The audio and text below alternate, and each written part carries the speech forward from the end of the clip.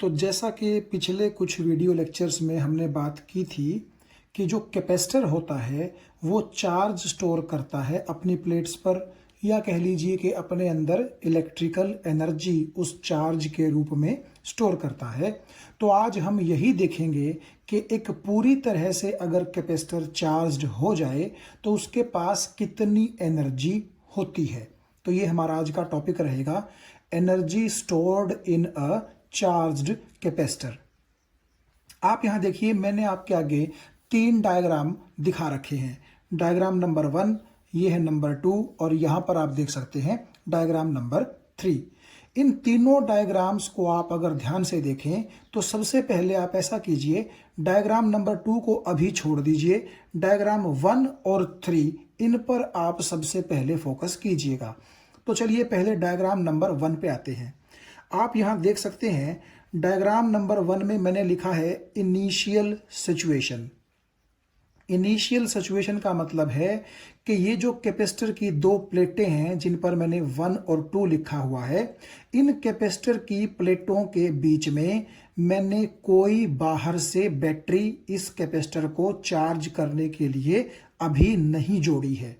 तो अगर कोई बैटरी ही नहीं जुड़ी दोनों प्लेटों के बीच में बाहर से, तो आप ये देख सकते हैं कि इस प्लेट पर भी चार्ज 0 है और इस प्लेट पर भी चार्ज कितना है, 0 है। तो अगर चार्ज 0 है तो दोनों प्लेटों का पोटेंशियल भी 0 होगा, और इसीलिए दोनों प्लेटों के बीच का पोटेंशियल डिफरेंस भी कितना होगा, 0 होगा। तो ये तो है बिल्कुल इनिशियल सिचुएशन।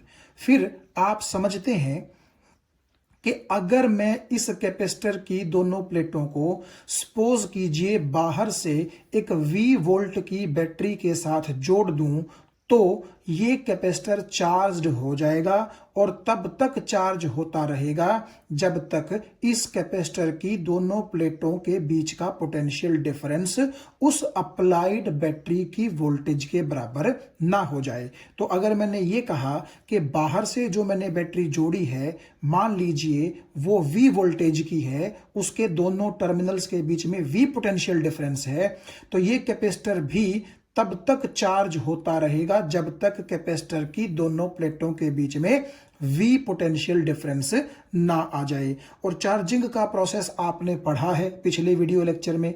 उसमें क्या होता था, बैटरी का जो पॉजिटिव टर्मिनल होता था वो एक प्लेट से नेगेटिव चार्जेस यानी कि इलेक्ट्रॉन्स उठा करके दूसरी प्लेट पर रखता रहता था, और इसीलिए एक प्लेट पर पॉजिटिव चार्ज आता रहता था और दूसरी प्लेट जिस पर इलेक्ट्रॉन्स डिपॉजिट हो रहे थे उतना ही नेगेटिव चार्ज उस पर आता रहता था। और जैसे ही कैपेसिटर की दोनों प्लेटों के बीच का पोटेंशियल डिफरेंस अप्लाइड बैटरी की वोल्टेज के बराबर हुआ, और ज्यादा चार्ज डिपॉजिट नहीं हो सकता था, और हम ये मान लेते थे कि उस बैटरी ने हमारे कैपेसिटर को फुल्ली चार्ज कर दिया है। तो आप यहां अगर देखें डायग्राम नंबर 3 में मैंने लिखा है फाइनल सिचुएशन। फाइनल सिचुएशन का मतलब है कि आपने जो है कैपेसिटर की दोनों प्लेटों के बीच में बैटरी लगाई थी V वोल्ट की, और जब कैपेसिटर की दोनों प्लेटों के बीच में पोटेंशियल डिफरेंस V हो गया तो वो बैटरी आपने हटा ली, और उस प्रोसेस में आपकी पहली प्लेट पर +Q चार्ज डिपॉजिट हो गया और दूसरी प्लेट पर सपोज कीजिए -Q चार्ज डिपॉजिट हो गया। तो मैंने यहां लिख दिया है कि ये जो पोटेंशियल डिफरेंस है दोनों प्लेटों के बीच में, ये है equal to the voltage of the battery applied. और क्योंकि आपकी कैपेसिटर की दोनों प्लेटों के बीच का पोटेंशियल डिफरेंस अप्लाइड बैटरी की वोल्टेज के बराबर हो चुका है, इसका मतलब है अब कैपेसिटर फुल्ली चार्ज हो चुका है, और वो बैटरी हमने यहां से हटा ली। ये वाली प्लेट फुल्ली +Q चार्ज से चार्ज हो गई, और इस प्लेट पर कितना चार्ज आ गया, -Q चार्ज आ गया। तो आप ये देख सकते हैं कि इस सिचुएशन में कैपेसिटर की चार्जिंग शुरू भी नहीं हुई थी, और इस डायग्राम में आप देखिएगा जो कैपेसिटर है वो क्या हो चुका है, फुल्ली चार्ज हो चुका है। तो आप कुल मिलाकर के ये समझ सकते हैं कि इस कैपेसिटर की जो दोनों प्लेटें हैं उनको मैं Q चार्ज से चार्ज करना चाहता हूं। यानी कि जैसे मैंने आपको पहले भी बताया था कि कैपेसिटर की चार्जिंग का मतलब होता है किसी भी एक प्लेट पर प्रेजेंट चार्ज का मैग्नीट्यूड। तो आप यहां देखिए, पहले दोनों प्लेटों पर 0 चार्ज था और अब दोनों प्लेटों पर क्यू चार्ज आ चुका है। इस पर पॉजिटिव आ चुका है, इस पर नेगेटिव आ चुका है। और पहले पोटेंशियल डिफरेंस दोनों प्लेटों के बीच में 0 था और अब वही पोटेंशियल डिफरेंस बैटरी की वोल्टेज यानी कि V के बराबर हो चुका है। तो कैपेसिटर यहां पर फुल्ली चार्ज हो चुका है। आप ऐसा बोल सकते हैं कि मैंने कैपेसिटर की प्लेट को 0 से लेकर के और Q चार्ज तक चार्ज कर दिया है। यानी कि पहले कैपेसिटर की प्लेट पर जहां 0 चार्ज स्टोर्ड था, तो यहां आप देख सकते हैं कैपेसिटर की प्लेट पर प्लस Q चार्ज स्टोर्ड है। तो this is the initial situation and this is the final situation. और आप एक और चीज देख सकते हैं कि जैसे ही चार्ज 0 से लेकर के Q तक इंक्रीज हुआ है कैपेसिटर की प्लेट पर, पोटेंशियल डिफरेंस भी दोनों प्लेटों के बीच में 0 से लेकर के V तक क्या हो गया है, इंक्रीज हो गया है।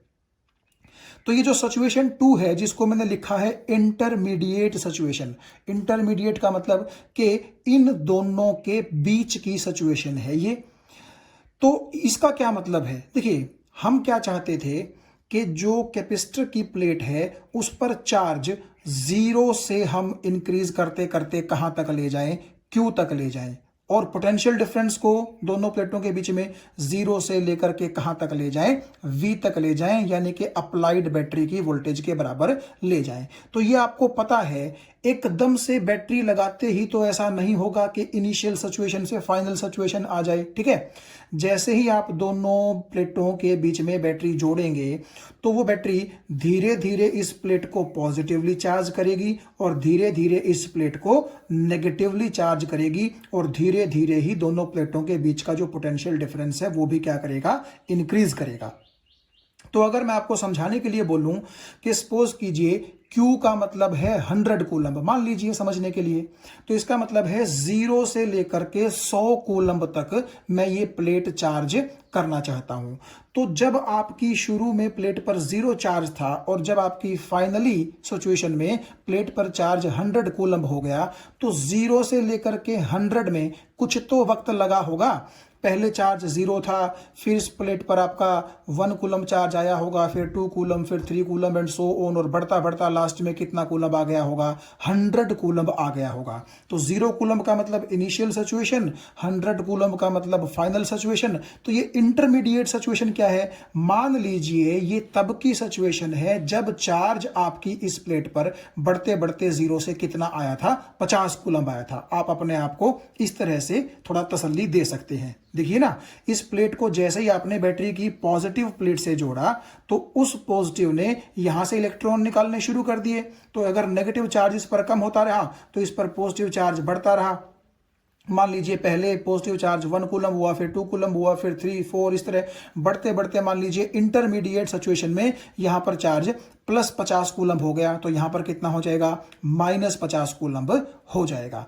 तो यहां पर तो फाइनली जैसे 100 हो ही चुका है, तो इसीलिए मैंने इसको इंटरमीडिएट सिचुएशन बोला है, ताकि आपको यह पता लगता रहे कि इस सिचुएशन से हमारा कैपेसिटर यहां पर पहुंचा है और फिर इस सिचुएशन से फाइनली यहां पर पहुंचा है। तो इंटरमीडिएट सिचुएशन का मतलब आपको समझ में आ गया होगा कि अभी तक कैपेसिटर की जो दोनों प्लेटें हैं ये, इन पर चार्ज पहली सिचुएशन के हिसाब से तो ज्यादा आ चुका है, लेकिन क्योंकि अभी भी कैपेसिटर फुल्ली चार्ज नहीं हुआ है तो फाइनल सिचुएशन के मुकाबले यहां पर अभी भी चार्ज कैसा है, कम है। और जैसा कि मैंने आपको एग्जांपल दिया कि मान लीजिए हम कैपेसिटर को 0 कूलम से लेकर के 100 कूलम तक चार्ज करना चाहते हैं, तो ये वो वाली सिचुएशन है जब इस प्लेट पर चार्ज 0 से बढ़ता बढ़ता बढ़ता बढ़ता मान लीजिए कितना हो गया था, 50 कूलम हो गया था।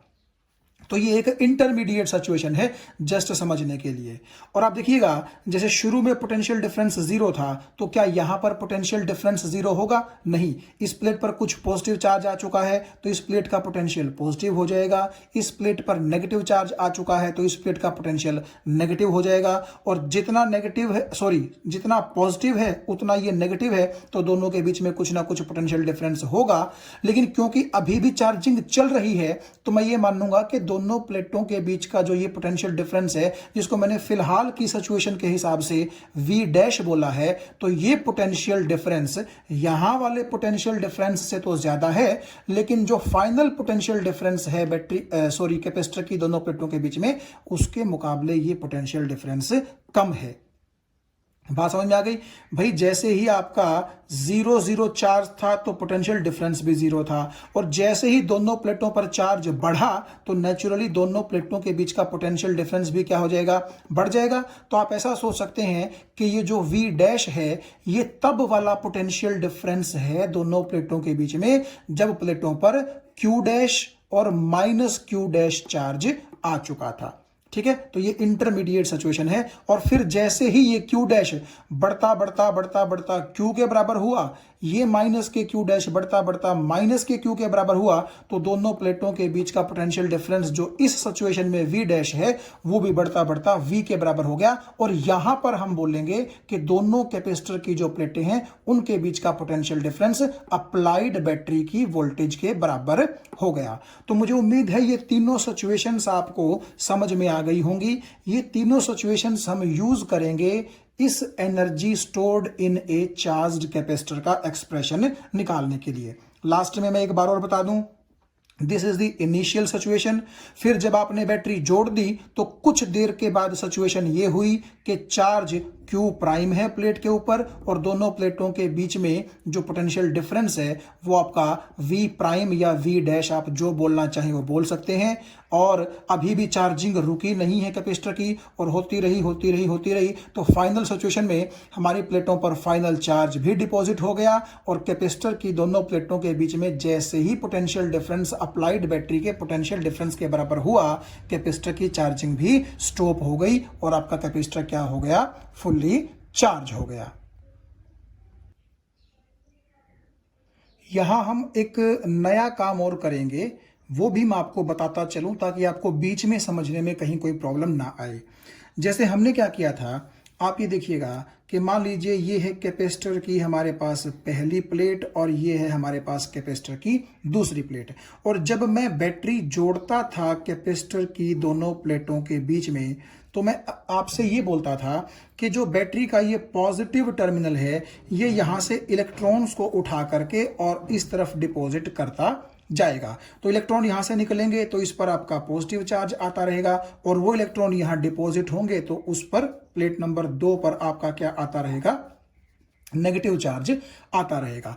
इस पर्टिकुलर एक्सप्रेशन में हम क्या करेंगे? उल्टा काम करेंगे। उल्टे काम का मतलब ये है कि अब की बार मैं पॉजिटिव टर्मिनल से काम नहीं लूंगा बैटरी के, मैं लूंगा नेगेटिव टर्मिनल से काम। ठीक है, मैं ऐसा बोलूंगा कि शुरू में जो हमारी प्लेट नंबर 2 न्यूट्रल थी, यानी कि इसके पास जितने पॉजिटिव चार्जेस थे उतने ही इसके पास नेगेटिव चार्जेस थे। तो ये बैटरी का जो नेगेटिव टर्मिनल है ये आपके पॉजिटिव चार्ज को उठाएगा प्लेट नंबर 2 से, और उस पॉजिटिव चार्ज को प्लेट नंबर 2 से ला करके कहां डिपॉजिट कर देगा? प्लेट नंबर 1 पर डिपॉजिट कर देगा। ये प्रोसेस तो वही है। देखिए, आप अगर समझने की कोशिश करें, अगर इलेक्ट्रॉन प्लेट 1 से प्लेट 2 पर जाएंगे तो यहां नेगेटिव चार्ज इकट्ठा होता रहेगा, और क्योंकि यहां से इलेक्ट्रॉन निकल गए हैं तो यहां पर कैसा चार्ज इकट्ठा होता रहेगा? पॉजिटिव। तो बात तो एक ही है। लेकिन अगर मैं प्लेट नंबर 2 से पॉजिटिव चार्ज उठा करके यहां डाल दूं तब भी तो बात एक ही है, क्योंकि अगर आप यहां से पॉजिटिव चार्ज उठाएंगे तो इसका मतलब है यहां पर पॉजिटिव चार्ज कम हो जाएगा और यहां पर नेगेटिव चार्ज बढ़ जाएगा। और वैसे भी आप देखिए प्लेट 2 पर नेगेटिव चार्ज ही तो हमने क्या करना होता है? बढ़ाना होता है। ठीक है, और वो पॉजिटिव चार्ज अगर आप यहां ला करके डिपॉजिट कर देंगे प्लेट नंबर 1 पर तो यहां पर पॉजिटिव चार्ज ही तो बढ़ता है। तो इसका क्या मतलब है? इसका मतलब है कि पॉजिटिव टर्मिनल जैसे इलेक्ट्रॉन्स को उठा करके डिपॉजिट करता था, ऐसे ही नेगेटिव टर्मिनल पॉजिटिव चार्ज को उठा करके प्लेट 2 से कहां डिपॉजिट कर देगा? प्लेट 1 पर। तो चाहे आप इस रास्ते से लेकर के आए या शॉर्टकट के लिए आप ऐसा भी दिखा सकते हैं कि प्लेट नंबर 2 से ये नेगेटिव टर्मिनल थोड़ा सा पॉजिटिव चार्ज उठाएगा और प्लेट नंबर 1 पर डाल देगा। तो आप यहां ऐसा भी दिखा सकते हैं। ठीक है, मतलब यहां नीचे दिखाने की बजाय आप सीधा यहां दिखा दीजिए कि हम प्लेट नंबर 2 से प्लेट नंबर 1 पर क्या डिपॉजिट कर रहे हैं? Positive charge. अब देखिए, आप ये कहेंगे कि जी चलता तो इलेक्ट्रॉन है, पॉजिटिव चार्ज की तो मोशन होती नहीं है। ये बात आपकी ठीक है, लेकिन क्या है, कई बार हमें नेगेटिव चार्जों के साथ डील करने में दिक्कत आती है। ठीक है, कहीं नेगेटिव साइन हमें लगाना पड़ता है, बाद में हमें बोलना पड़ेगा कि ये नेगेटिव साइन जो है फला चीज को रिप्रेजेंट करता था, इसको भूल जाइए।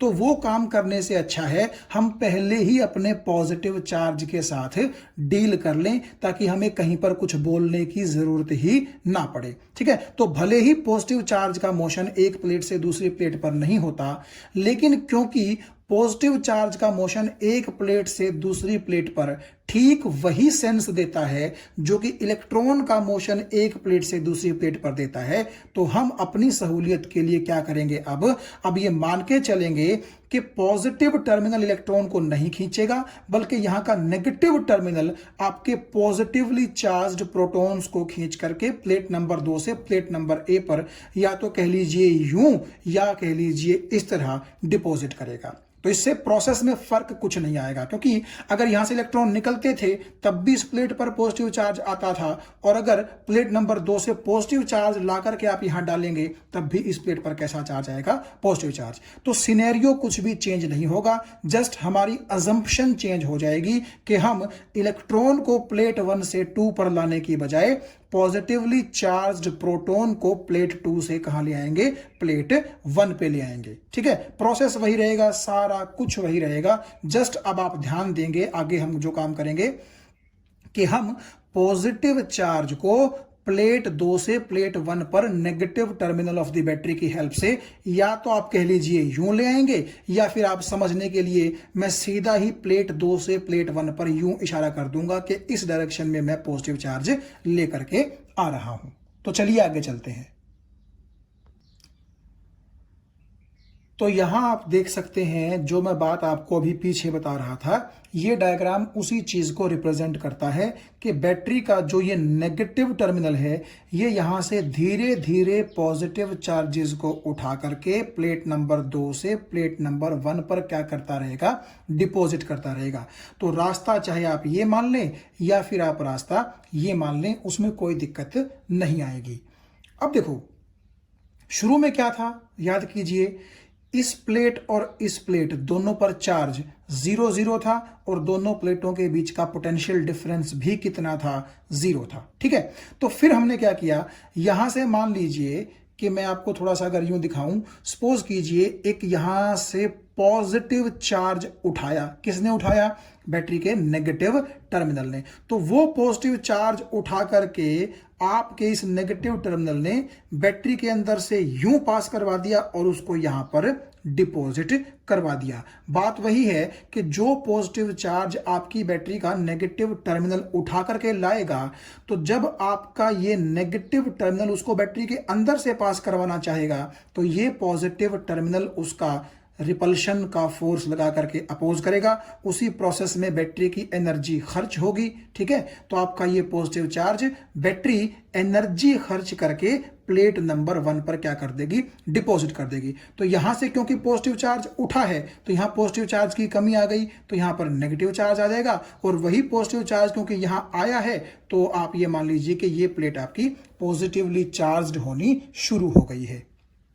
तो एक चीज देखिएगा, आप सपोज कीजिए ऐसा प्रोसेस चलता रहा, यानी कि जब आपकी दोनों प्लेटों पर चार्ज 0 0 था, दोनों प्लेटों के बीच का पोटेंशियल डिफरेंस भी 0 था, तब नेगेटिव टर्मिनल ने ये पॉजिटिव चार्ज उठा करके प्लेट नंबर 2 से प्लेट नंबर 1 तक डालने शुरू किए थे, डिपॉजिट करने शुरू किए थे।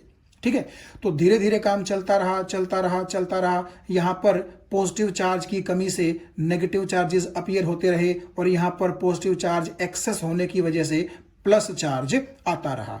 तो मैं अब आपको लेके चलता हूं इंटरमीडिएट सिचुएशन पर, और सपोज कीजिए हम अब इंटरमीडिएट सिचुएशन पर कुछ ऐसे पहुंच चुके हैं कि जो बैटरी का नेगेटिव टर्मिनल था उसने यहां से पॉजिटिव चार्जेस उठा करके प्लेट नंबर 1 पर डाल दिए, और मान लीजिए यहां पर माइनस के क्यू प्राइम चार्ज आ चुका है, और यहां पर कितना चार्ज आ चुका है, प्लस के क्यू प्राइम। ठीक है, अभी तक बैटरी काम करती ही जा रही है चार्ज को डिपॉजिट करने का, अभी फुल्ली चार्ज नहीं हुआ है, इसीलिए मैं किस पर आया हूं, अभी इंटरमीडिएट सिचुएशन पर आया हूं। तो ऐसा है कि जब दोनों प्लेटों पर आपका प्लस क्यू प्राइम और माइनस के क्यू प्राइम चार्ज आ चुका है, तो दोनों प्लेटों के बीच में कुछ ना कुछ पोटेंशियल डिफरेंस भी होगा, जिसको आप इंटरमीडिएट पोटेंशियल डिफरेंस भी बोल सकते हैं। तो मान लीजिए वो पोटेंशियल डिफरेंस है वी प्राइम। ये चीज आपको समझ में आ गई, ठीक है। यानी कि अभी भी क्या है कि कैपेसिटर की प्लेट नंबर 2 से लगातार पॉजिटिव चार्जेस को उठा करके प्लेट 1 पर रखने का काम चल रहा है। हम तो जस्ट एक सेकंड के लिए रुककर इस सिचुएशन को एनालाइज कर रहे हैं कि आपकी बैटरी ने यहां से लगातार नेगेटिव निकाला, सॉरी यहां से नेगेटिव नहीं निकलेगा, यहां से पॉजिटिव निकलेगा, यहां से पॉजिटिव चार्ज निकाला, तो इस पर माइनस के क्यू प्राइम चार्ज आ चुका है, और वही पॉजिटिव चार्ज क्योंकि आपका यहां पर डिपॉजिट हो गया है तो यहां पर प्लस के क्यू प्राइम चार्ज आ चुका है। तो दोनों प्लेटों पर ये तो चार्जेस हैं, और ये दोनों प्लेटों के बीच का क्या है, पोटेंशियल डिफरेंस है। कब? जब हमने बीच में एक सेकंड रुक करके, सपोज कीजिए अपने समझने के लिए बोल रहा हूं मैं कि एक सेकंड रुक करके हमने बीच में सिचुएशन को एनालाइज किया। अब क्या होगा? अब जैसे ही बैटरी इस सिचुएशन से आगे यहां से मान लीजिए थोड़ा सा भी पॉजिटिव चार्ज प्लेट 2 से प्लेट 1 पर डिपॉजिट करना चाहेगी, मान लीजिए इस रास्ते पर, ठीक है। तो यहां से आपका जो बैटरी का नेगेटिव टर्मिनल है वो पॉजिटिव चार्ज को उठाएगा, और उठा करके उसको प्लेट नंबर 1 पर क्या करना चाहेगा, डिपॉजिट करना चाहेगा। मान लीजिए यहां से उसने प्लस डी क्यू चार्ज उठाया। प्लस डी क्यू का मतलब है बहुत ही स्मॉल चार्ज उसने प्लेट नंबर 2 से उठाया, और वो उसको प्लेट नंबर 1 पर क्या करना चाहता है, बैटरी का नेगेटिव टर्मिनल डिपॉजिट करना चाहता है। तो आप सोचिए कि क्या उसको वर्क करना पड़ेगा। पहली तो बात है, आप एक चीज ध्यान से देखिएगा कि अगर इस प्लेट से वो पॉजिटिव चार्ज उठाता है तो इसका मतलब है कि वो दूर लेकर के जा रहा है पॉजिटिव चार्ज को। कौन? बैटरी का नेगेटिव टर्मिनल। और वो इस प्लेट नंबर 1 पर इसको डिपॉजिट करना चाहता है। तो कुल मिलाकर के इस पॉजिटिव चार्ज की मोशन इस तरफ है। और आप एक चीज देखिएगा, इस प्लेट पर ऑलरेडी बहुत से क्या रखे हुए हैं, पॉजिटिव चार्जेस रखे हुए हैं। तो वो पॉजिटिव चार्जेस इस पॉजिटिव का यहां आने का क्या करेंगे, अपोज करेंगे। यानी कि ये पॉजिटिव चार्जेस रिपेल करके इस पॉजिटिव चार्ज को बोलेंगे कि तू भाग जा यहां से, हमारे पास मत आ। लेकिन बैटरी जो है वो चाहती है कि यहां से पॉजिटिव चार्ज यहां डिपॉजिट हो। तो नेचुरली बैटरी को अपनी एनर्जी खर्च करनी पड़ेगी इस चार्ज को प्लेट नंबर 2 से प्लेट नंबर 1 तक डिपॉजिट करने में। और ये एनर्जी उसको कहां खर्च करनी पड़ी? यहां पर जो पॉजिटिव चार्जेस प्रेजेंट हैं उनके रिपल्सिव फोर्स के अगेंस्ट खर्च करनी पड़ी। क्यों? क्योंकि भाई इस पॉजिटिव चार्ज को प्लेट 2 से प्लेट 1 तक लेकर के आने का काम कौन कर रहा है? बैटरी ही तो कर रही है। तो नेचुरली मशक्कत भी उसी को करनी पड़ेगी, वर्क भी उसी को करना पड़ेगा। लेकिन हम ये मान सकते हैं कि क्योंकि यहां से बहुत ही छोटा सा पॉजिटिव चार्ज उठा करके बैटरी प्लेट 2 से प्लेट 1 पर जाना चाह रही है, इसलिए हम मान लेंगे कि उसको काम भी कैसा करना पड़ेगा, स्मॉल करना पड़ेगा। ठीक है, पहली बात तो ये। और दूसरी बात ये है कि जब हम ये देख चुके हैं कि हाँ चलो स्मॉल वर्क तो उसको करना पड़ेगा इन पॉजिटिव चार्जेस के रिपल्सिव फोर्स के अगेंस्ट, फिर सवाल ये आता है कि वो वर्क करना कितना पड़ेगा। हमने एक चीज पढ़ी है कि पोटेंशियल या फिर potential difference is equal to work upon charge, ये फॉर्मूला है। तो वर्क किसके बराबर हो जाएगा? वर्क हो जाएगा पोटेंशियल डिफरेंस इनटू चार्ज। ठीक है, ये बात सही है। तो दोनों प्लेटों के बीच में इंटरमीडिएट सिचुएशन में आप थे तो वहां पोटेंशियल डिफरेंस कितना था?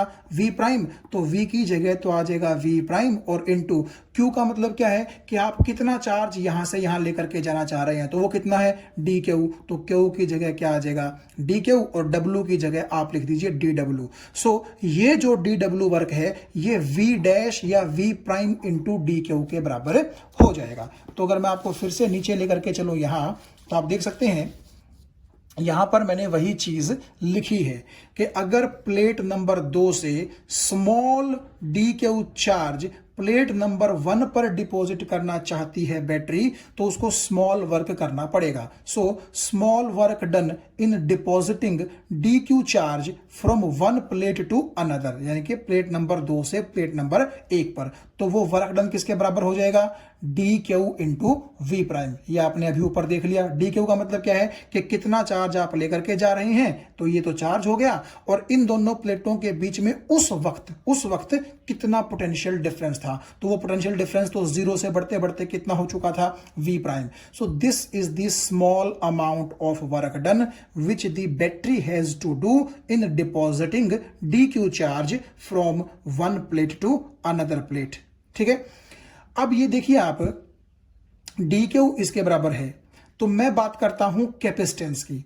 हमने फॉर्मूला पढ़ा है कैपेसिटेंस का पिछले वीडियो लेक्चर में, वो होता है charge divide by potential difference. तो अभी अगर आप इंटरमीडिएट सिचुएशन पर एक बार फिर से चलें, तो इंटरमीडिएट सिचुएशन के दोनों प्लेटों के बीच में आप देखिएगा पोटेंशियल डिफरेंस तो V प्राइम है। ठीक है, तो पोटेंशियल डिफरेंस की जगह आ जाएगा V प्राइम।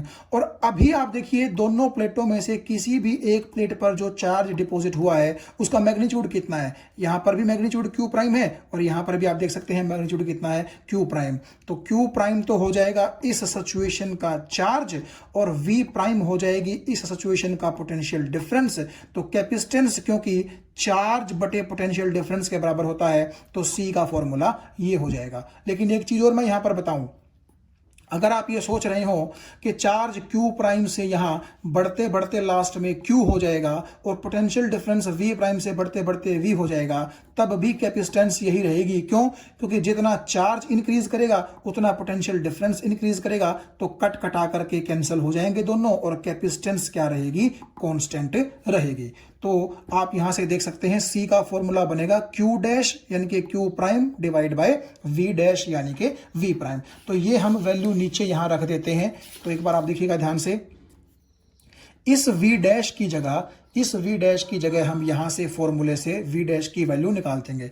तो C is equal to Q dash upon V dash. तो V डैश अगर यहां आ जाएगा, C यहां आ जाएगा, तो आप देखिए V डैश किसके बराबर हो जाएगा, Q dash divide by C।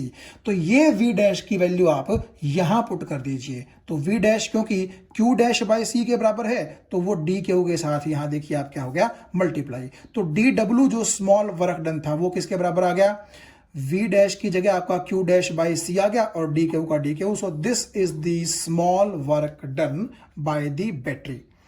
लेकिन क्या बैटरी यहीं रुक जाएगी? नहीं, बैटरी तो अभी भी आप देखिएगा प्लेट 2 से लगातार पॉजिटिव चार्ज उठा करके लगातार प्लेट नंबर 1 पर क्या करती जा रही है, डिपॉजिट करती जा रही है। और वो कब तक ऐसा काम करती रहेगी, जब तक आपकी इस प्लेट पर बढ़ते बढ़ते माइनस Q चार्ज ना हो जाए, और इस प्लेट पर बढ़ते बढ़ते आपका प्लस Q चार्ज ना हो जाए, और दोनों प्लेटों के बीच का पोटेंशियल डिफरेंस बढ़ते बढ़ते बैटरी की वोल्टेज यानी कि V के बराबर ना हो जाए। यानी कि ये फाइनल सिचुएशन की मैं बात कर रहा हूं।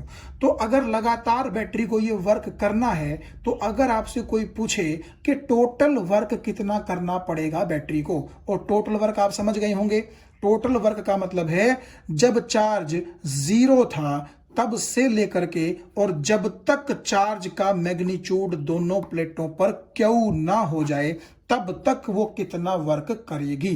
तो उसके लिए हमें इस dW का क्या करना पड़ेगा, इंटीग्रेशन करना पड़ेगा। So total work done in charging the capacitor from 0 to Q। 0 का मतलब इनिशियल सिचुएशन का चार्ज, और Q का मतलब फाइनल सिचुएशन का चार्ज, जब आपका कैपेसिटर पूरी तरह से क्या हो चुका है, चार्ज हो चुका है।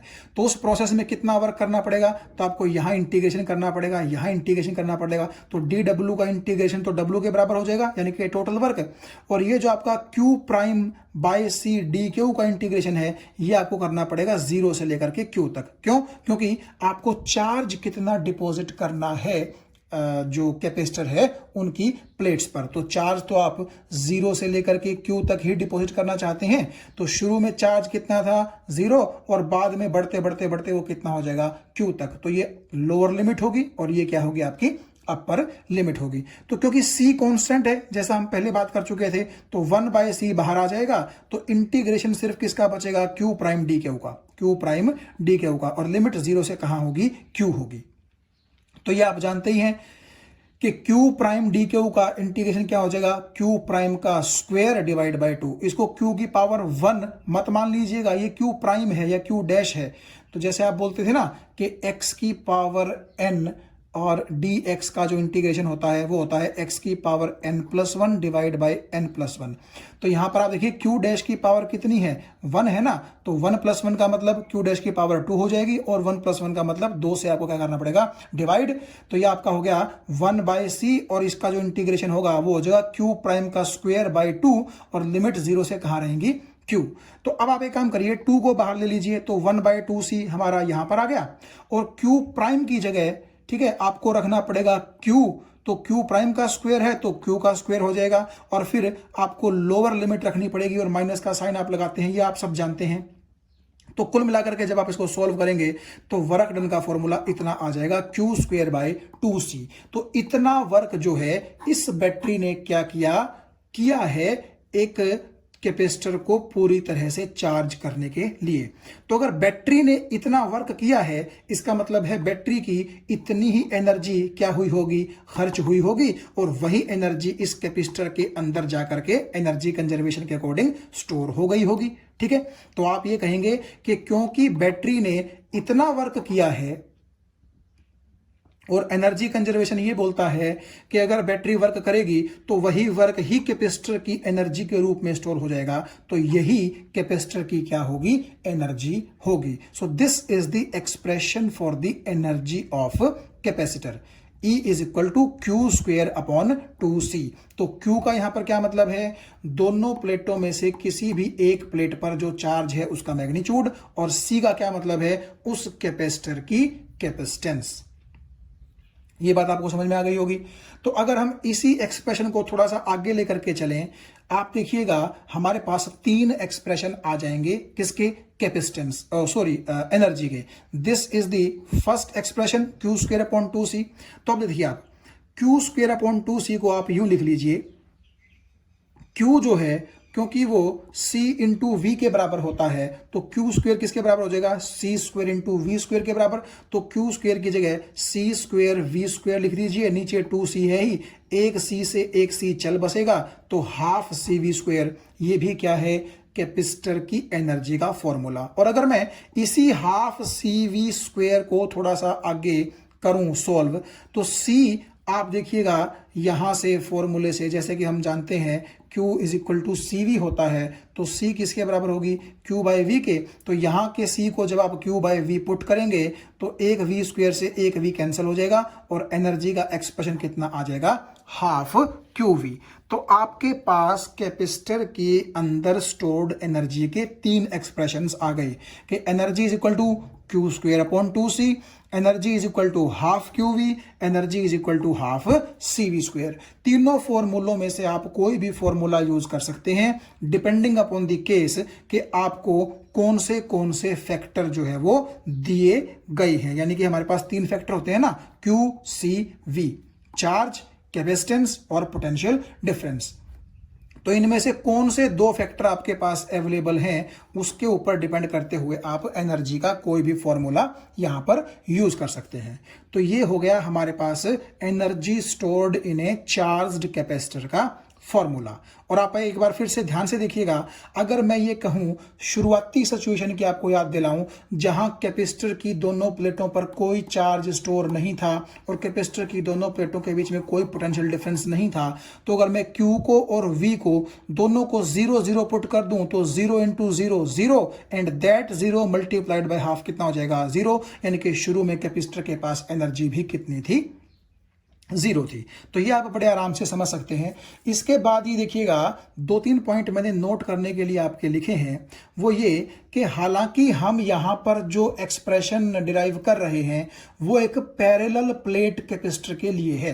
अब पैरेलल प्लेट कैपेसिटर क्या मतलब है कि ये जो हमारा कैपेसिटर है जहां पर हमने इलेक्ट्रिक एनर्जी या चार्ज स्टोर कर रखा है, आप देखिए इसकी जो दोनों प्लेटें हैं एक दूसरे के पैरेलल हैं, इसीलिए इसको बोला जाता है पैरेलल प्लेट वाला कैपेसिटर। ठीक है, तो ये हालांकि एक्सप्रेशन तो हमने पैरेलल प्लेट कैपेसिटर के लिए ड्राइव किया है, लेकिन मैं आपको बता दूं कैपेसिटर चाहे किसी भी शेप का हो, चाहे स्फेरिकल हो, सिलेंड्रिकल हो, उसकी एनर्जी का फॉर्मूला यही रहेगा, because geometry of capacitor has no role here. ठीक है ना। आप यहाँ देख सकते हैं कि कैपेसिटर की शेप पर एनर्जी वगैरह डिपेंड नहीं करती है, क्योंकि आपका जो कैपेसिटर है वो किसी भी शेप का हो, एनर्जी तो किस चीज़ पर डिपेंड करेगी, इन 3 फैक्टर्स पर डिपेंड करेगी, सी पर, वी पर या क्यू पर। तो ये तीनों फैक्टर आप देखिएगा 3 फॉर्मूलों के रूप में आपके आगे हैं। तो ये पहला पॉइंट आपको क्लियर हो गया होगा कि कैपेसिटर की एनर्जी का ये जनरल फॉर्मूला है, ठीक है, किसी भी शेप साइज के कैपेसिटर पर ये अप्लाई हो जाएगा। दूसरा, energy of capacitor is obtained at the cost of chemical energy of the battery. इसका क्या मतलब है? देखिए, आपने अभी अभी पीछे कहा था कि बैटरी ही क्या करती है, चार्ज को एक प्लेट से दूसरी प्लेट पर स्टोर करने का काम करती है। तो नेचुरली बैटरी जितना काम करेगी उतना ही कैपेसिटर की एनर्जी क्या होती रहेगी, बढ़ती रहेगी। और बैटरी के पास क्या होता है, बैटरी के अंदर क्या होता है, केमिकल होता है ना। तो आप ये कह सकते हैं कि बैटरी अपनी केमिकल एनर्जी खर्च करती है और वो एनर्जी खर्च होने के बाद कैपेसिटर की इलेक्ट्रिकल एनर्जी के रूप में अपीयर हो जाती है। क्योंकि एनर्जी कंजर्वेशन क्या कहता है कि energy can neither be destroyed nor be created. तो यहां पर जो एनर्जी क्रिएट हो रही है बेसिकली वो इसलिए हो रही है क्योंकि यहां से बैटरी अपनी केमिकल एनर्जी कम करती जा रही है। तो जितनी यहां आपकी बैटरी की केमिकल एनर्जी में कमी आएगी उतना ही आपके कैपेसिटर की इलेक्ट्रिकल एनर्जी बढ़ जाएगी। तो मैंने यही बोला है यहां पर कि जो केमिकल एनर्जी है बैटरी की उसकी कॉस्ट पर ही आपके कैपेसिटर की इलेक्ट्रिकल एनर्जी ऑब्टेन होती है। लास्ट पॉइंट ये है कि जो एनर्जी है जो आप की ये जो बैटरी है ये जो सप्लाई करती है काम करने में, तो आप ये देखिएगा वो एनर्जी क्यूवी होती है। ऐसा क्यों? देखो, आप ये कह रहे हैं कि जो ये हमारा कैपेसिटर है शुरू में इस पर 0 चार्ज था और लास्ट में इस पर चार्ज कितना हो गया, Q। तो इसका मतलब ये है कि 0 से लेकर के Q तक ये जो टोटल Q चार्ज है, ये Q चार्ज आपकी बैटरी ही तो एक प्लेट से दूसरी प्लेट पर डिपॉजिट कर पाई है, ठीक है। तो इस प्रोसेस में वर्क कितना करना पड़ेगा वो आप देखिए। तो जैसा कि हमें पता है कि potential difference is equal to work upon charge, तो वर्क किसके बराबर हो जाएगा, तो वर्क आपका हो जाएगा चार्ज इनटू पोटेंशियल डिफरेंस। तो आप एक चीज देखिए, आपको टोटल कितना चार्ज डिपॉजिट करना है, 0 से Q, इसका मतलब टोटल Q चार्ज डिपॉजिट करना है तो Q की जगह तो Q ही रहेगा। और आपकी ये जो बैटरी है इस बैटरी की वोल्टेज कितनी है, इस बैटरी की वोल्टेज है V, यानी कि V पोटेंशियल डिफरेंस होने तक ये काम करती रहेगी तो V की जगह V आ जाएगा। तो टोटल वर्क आपका जो बैटरी है वो कितना करेगी, Q इंटू V के बराबर, ठीक है। इसका मतलब है ये बैटरी तब तक काम करती रहेगी जब तक पोटेंशियल डिफरेंस बढ़ता बढ़ता दोनों कैपेसिटर की प्लेटों के बीच में V ना हो जाए और जब तक Q चार्ज कैपेसिटर पर स्टोर ना हो जाए। तो इन जनरल आप ये कह सकते हैं कि बैटरी ने Q इंटू V काम किया।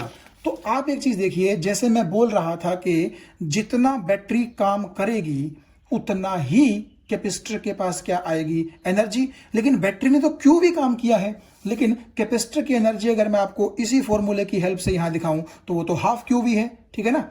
आपको यहां क्यूवी से कॉन्सेप्ट समझ में आ जाएगा, इसीलिए क्यूवी को मैं हाफ क्यूवी के साथ कंपेयर कर रहा हूं। इस एनर्जी के एक्सप्रेशन और इस एनर्जी के एक्सप्रेशन के पास में नहीं जा रहा। तो एक बार फिर से अगर मैं आपको बताऊं कि जो बैटरी है उसने तो Q इंटू वी का काम किया है, यानी कि इतनी एनर्जी खर्च की है। तो फिर अगर कोई आपसे पूछे कि अगर आप कह रहे थे कि जितना काम बैटरी करेगी उतनी ही एनर्जी कैपेसिटर की होगी, तो यहां पर तो उतनी एनर्जी नहीं है, यहां पर तो हाफ क्यूवी है, यानी कि क्यूवी का सिर्फ आधा पार्ट ही एनर्जी में कन्वर्ट हुआ है कैपेसिटर की।